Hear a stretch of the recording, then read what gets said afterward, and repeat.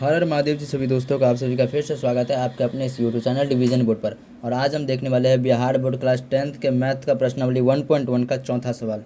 देखिए सवाल क्या कह रहा है कि यूक्लिड विभाजन परिमेय का प्रयोग करके दर्शाइए कि कोई भी धनात्मक पूर्णांक का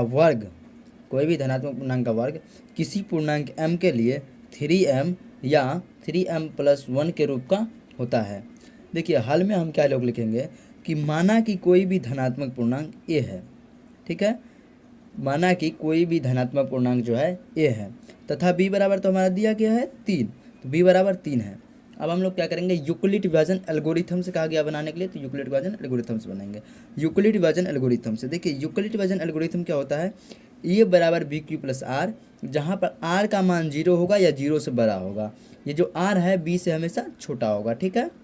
अब देखिए जो r का मान है वो क्या सब हो सकता है, r का मान 3 से हमेशा छोटा होगा। r का मान पता है ना, b से हमेशा छोटा होगा। तो b का मान अगर 3 है तो r का मान 0 हो सकता है, 1 हो सकता है और 2 हो सकता है, ठीक है।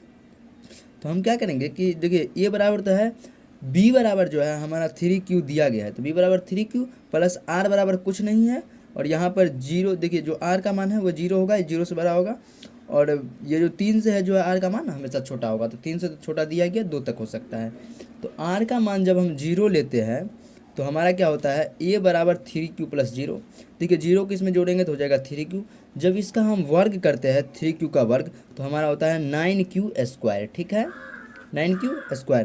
तो इसमें हम क्या करते हैं कि 3 को कॉमन ले लेते हैं। 3 को कॉमन ले लेंगे तो कॉस्ट के अंदर में 3q² हो जाएगा, क्योंकि जब आप 3 को 3q² से गुना करेंगे तो आपको 9q² प्राप्त हो जाएगा। तो ये जो संख्या है इसको 3 को 3, और ये जो संख्या है हमारा ये कोई पूर्णांक है और इसको हम m मान लीजिए, m मान लिए, ठीक है, m मान लीजिए। अगर आपको पूछ दे कि ये m कहाँ से आया है तो बोल देना ये जो संख्या है हम इसको m मान लिए, ठीक है। अब दूसरा देखिए, जब हम r का मान 1 रखेंगे तो ये क्या होगा कि a बराबर 3q प्लस 1 हो जाएगा। और जब हम इसका वर्ग करेंगे 3q प्लस 1 का वर्ग करेंगे यानी कि स्क्वायर करेंगे तो हो जाएगा, आपको पता होगा कि a प्लस बी का जो हेल स्क्वायर होता है वो होता है a² plus 2ab plus b²। तो उसी के रूप में इसको बनाना है। देखिए a² plus 2ab plus b², ठीक है। अब देखिए 3q को अगर स्क्वायर करेंगे, 3q को अगर स्क्वायर करेंगे यानी कि 3q को 3q से गुना करेंगे तो हो जाएगा 9q², प्लस है तो प्लस 2 को अगर 2q से गुना करेंगे तो 6q हो जाएगा। और ये भी गुना में है, अगर इस सब को अगर गुना करेंगे तो यहाँ पर 6q हो जाएगा। प्लस है तो प्लस, अगर 1 को 1 से गुना करते हैं तो 1 आता है तो 1, ठीक है। उसके बाद जो है 9 में आपको 3 को कॉमन ले लेना है, ठीक है। 3 को जैसे ही कॉमन ले लेंगे तो आपका जो कॉस्ट में है वो आ जाएगा 3q² प्लस ये 2q, फिर कॉस्ट हो जाएगा फिर प्लस 1, ठीक है। उसके बाद 3m+1, ये जो संख्या है कॉस्ट में इसको हम m मान लिए, ठीक है, प्लस में 1।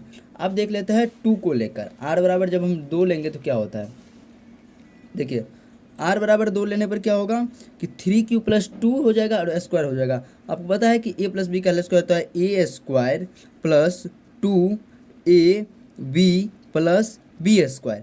तो 3q² को अगर हम 3q² से गुना 3q को अगर हम 2 से गुना करेंगे तो हो जाएगा 9q², प्लस है तो प्लस, 3 को 2 से करेंगे तो 6, 6 को 2 से करेंगे तो 12, q है तो q तो 12q, प्लस 2 को अगर 2 से गुना करेंगे तो 4, ठीक है।